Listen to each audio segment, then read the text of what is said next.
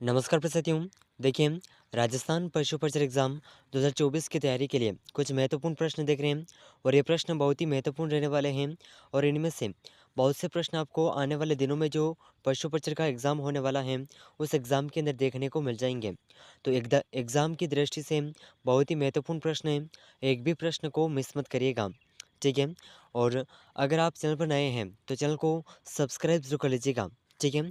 और साथ ही साथ इन सभी प्रश्नों में से आपके कितने प्रश्न सही होते हैं कमेंट करके ज़रूर बताइएगा, ताकि ये प्रश्न आपको कंठस्थ याद हो सकें, ठीक है। चलिए तो देखिए, इन प्रश्नों की श्रृंखला में आज का अपना बहुत ही महत्वपूर्ण प्रश्न क्वेश्चन नंबर 1 आपके सामने है। बहुत ही शानदार क्वेश्चन है। तो प्रश्न इस प्रकार है, समान गुण अगली पीढ़ी में स्थानांतरण हेतु प्रजनन की कौन सी विधि अपनाते हैं। तो देखिए, समान गुण यानी कि जिस पीढ़ी के अंदर जो गुण होते हैं वह गुण अगली पीढ़ी में स्थानांतरित करने के लिए कौन सी विधि का प्रयोग किया जाता है, इस क्वेश्चन के अंदर पूछा गया है, ठीक है। तो देखिए, इसका ऑप्शन 1 है आउट क्रॉस, ऑप्शन 2 है आउट ब्रीडिंग, ऑप्शन 3 है इन ब्रीडिंग, ऑप्शन 4 है क्रॉस क्रिस क्रॉस। तो देखिए, इन चारों ऑप्शन में से समान गुण अगली पीढ़ी में स्थानांतरण हेतु प्रजनन की जो विधि अपनाई जाती है यह विधि है इन ब्रीडिंग, ठीक है। तो इस प्रश्न का ऑप्शन 3 बिल्कुल सही आंसर हो जाएगा, ठीक है। और पशुओं में इस ब्रीडिंग को लगभग 5 से 6 पीढ़ी तक स्थानांतरित किया जा सकता है, ठीक है। ज़रूर याद रखिएगा, बहुत ही महत्वपूर्ण प्रश्न है, ठीक है। चलिए तो देखिए, अगला महत्वपूर्ण प्रश्न, बहुत ही शानदार क्वेश्चन। चलिए तो देखिए, बहुत ही शानदार क्वेश्चन आपके सामने है। ऐसे रोग जो एक समय में पशु के एक खास भाग को ही प्रभावित करते हैं क्या कहलाते हैं। तो देखिए साथियों, ऐसा कौन सा रोग है जो पशुओं के एक समय में एक खास भाग को ही प्रभावित करते हैं, ठीक है। तो ये रोग कौन सा होता है। तो देखिए, साधारण रोग जो है पशु के संपूर्ण शरीर को प्रभावित करता है, ठीक है। और स्थानीय रोग, महामारी, ये बहुत ही लंबे समय तक रहती हैं, ठीक है, एक दूसरे से फैलती हैं। और पैतृक, तो देखिए इन चारों ऑप्शन में से वह रोग जो पशु में एक खास भाग को ही प्रभावित करते हैं, तो ये रोग हैं स्थानीय रोग, ठीक है।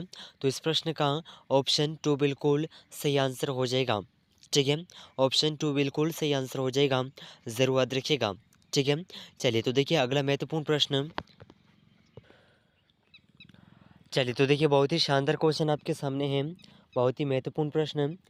8 से 20 सप्ताह की आयु तक की मुर्गियों को दिए जाने वाले आहार को कहते हैं।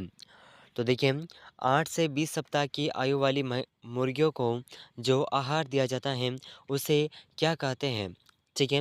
तो देखिए, इसका ऑप्शन 1 है चिक आहार, ग्रोवर्स आहार, लेयर्स आहार, स्टार्टर आहार। तो देखिए, इन चारों ऑप्शन में से उस आहार का नाम है ऑप्शन 2 ग्रोवर्स आहार, और ये 4 दिन दिया जाता है, ठीक है। तो ज़रूर याद रखिएगा, इस प्रश्न का भी ऑप्शन बी बिल्कुल सही आंसर हो जाएगा, ठीक है साथियों। चलिए तो देखिए, अगला महत्वपूर्ण प्रश्न, बहुत ही शानदार क्वेश्चन। चलिए तो देखिए, बहुत ही शानदार क्वेश्चन आपके सामने है, बहुत ही महत्वपूर्ण प्रश्न। भ्रूण का विकास मादा पशु में जननांग किस भाग में होता है।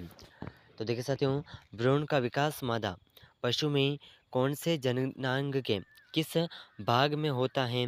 तो देखिए, इसका ऑप्शन 1 है अंडाशय में, बिंब वाहिनियों में, ऑप्शन 3 है गर्भाशय में, ऑप्शन 4 है योनि में। तो देखिए साथियों, इन चारों ऑप्शन में से भ्रूण का विकास मादा पशु में जननांग के जिस भाग में होता है यह भाग है गर्भाशय, ठीक है। तो ऑप्शन 3 इस प्रश्न का बिल्कुल सही आंसर हो जाएगा, ठीक है। ऑप्शन 3 बिल्कुल सही आंसर हो जाएगा, ज़रूर याद रखिएगा, बहुत ही महत्वपूर्ण प्रश्न है, ठीक है साथियों। चलिए तो देखिए, अगला महत्वपूर्ण प्रश्न। चलिए तो देखिए, बहुत ही शानदार क्वेश्चन आपके सामने है। निम्न में से तीव्र रेचक का उदाहरण है। तो देखिए साथियों, तीव्र रेचक का उदाहरण कौन सा है। तो इसका ऑप्शन 1 है मैग्नीशियम सल्फेट, गंधक, कॉटन का तेल और सरसों का तेल। तो देखिए साथियों, इन चारों ऑप्शन में से जो तीव्र रेचक का उदाहरण है यह है ऑप्शन 3 कॉटन का तेल, ठीक है, तो ऑप्शन 3 इस प्रश्न का बिल्कुल सही आंसर हो जाएगा। ठीक है साथियों, चलिए अगला महत्वपूर्ण प्रश्न। तो देखिए बहुत ही शानदार क्वेश्चन आपके सामने है। निम्न में से मुर्गी की इंग्लिश वर्ग में आने वाली नस्ल है। तो देखिए साथियों, इसमें से मुर्गी की जो इंग्लिश वर्ग में आने वाली नस्ल है, ये कौन सी नस्ल है, उसका नाम कौन सा है, तो उस नाम को हमें पहचानना है। ठीक है, तो देखिए इसका ऑप्शन 1 है ऑस्ट्रेलार्प, रोड आइलैंड, मिनारका, लेग हॉर्न। तो देखिए साथियों, इन चारों ऑप्शन में से निम्न में से मुर्गी की इंग्लिश वर्ग में आने वाली नस्ल जो है ये है ऑस्ट्रेलार्प। ठीक है, तो इस प्रश्न का ऑप्शन 1 बिल्कुल सही आंसर हो जाएगा। ठीक है, ऑप्शन 1 बिल्कुल सही आंसर हो जाएगा, ज़रूर याद रखिएगा। ठीक है, चलिए अगला महत्वपूर्ण प्रश्न। तो देखिए बहुत ही शानदार क्वेश्चन आपके सामने है। दूध का सबसे कम घटने और बढ़ने वाला पदार्थ है। तो देखिए साथियों, दूध का सबसे कम घटने और बढ़ने वाला पदार्थ कौन सा है, तो इसका ऑप्शन 1 है प्रोटीन, वसा, लैक्टोज और सभी। तो इस प्रश्न का आंसर आप कमेंट करिएगा। बहुत ही सरल क्वेश्चन है और शानदार और महत्वपूर्ण प्रश्न भी है। ठीक है, तो देखिए अगर आप उदयपुर लर्निंग क्लासेस चैनल पर नए हैं तो चैनल को सब्सक्राइब जरूर कर लीजिएगा। और पशु परिचय एग्जाम से संबंधित महत्वपूर्ण प्रश्न इस चैनल पर कवर कर रहे हैं और इनमें से बहुत से प्रश्न आपको एग्जाम के अंदर देखने को मिल जाएंगे। ठीक है, तो सभी प्रश्न बहुत ही महत्वपूर्ण रहने वाले हैं। इन सभी प्रश्नों में से आपके कितने प्रश्न सही होते हैं कमेंट ज़रूर करिएगा। ठीक है, चलिए अगला महत्वपूर्ण प्रश्न। चलिए तो देखिए साथियों, बहुत ही शानदार क्वेश्चन आपके सामने है। उस वाहिनी का नाम बताइए जो वृषण से निकलती हैं और शुक्राणु को शरीर में ले जाती है। तो देखिए साथियों, ये ऐसी कौन सी वाहिनी है जो वृषण से निकलती हैं और शुक्राणु को शरीर में ले जाती हैं। तो देखिए इन वाहिनियों का नाम है ऑप्शन 1 अधिवृषण, डिंब वाहिनी, मूत्र वाहिनी, शुक्र वाहिका। तो देखिए साथियों, इन चारों ऑप्शन में से जो इस प्रश्न का सही आंसर है वह वाहिनी जो वृषण से निकलती है और शुक्राणु को शरीर में ले जाती है, तो यह वाहिनी है शुक्र वाहिका।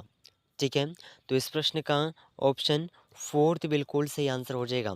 ठीक है, ऑप्शन 4 इस प्रश्न का बिल्कुल सही आंसर हो जाएगा, तो ज़रूर याद रखिएगा। और देखिए साथियों, आज के इस क्लास के अंदर हमने कुछ महत्वपूर्ण प्रश्नों को कवर किया है। तो इन सभी प्रश्नों में से आपके कितने प्रश्न सही हुए हैं कमेंट करके ज़रूर बताइएगा। और देखिए अगर आप उदयपुर लर्निंग क्लासेस चैनल पर नए हैं तो चैनल को सब्सक्राइब जरूर कर लीजिएगा। हम आपको इस चैनल पर पशु परिचय एग्ज़ाम के लिए बहुत ही महत्वपूर्ण और बार बार पूछे जाने वाले क्वेश्चन को कवर कर रहे हैं और इनमें से आपको आने वाले एग्ज़ाम के अंदर बहुत से प्रश्न देखने को मिल जाएंगे। तो सभी प्रश्न बहुत ही महत्वपूर्ण हैं। ठीक है, तो इनमें से आपके कितने क्वेश्चन सही हुए हैं कमेंट में ज़रूर बताइएगा। मिलते हैं अगले महत्वपूर्ण प्रश्नों के साथ में, तब तक के लिए जय हिंद, जय भारत।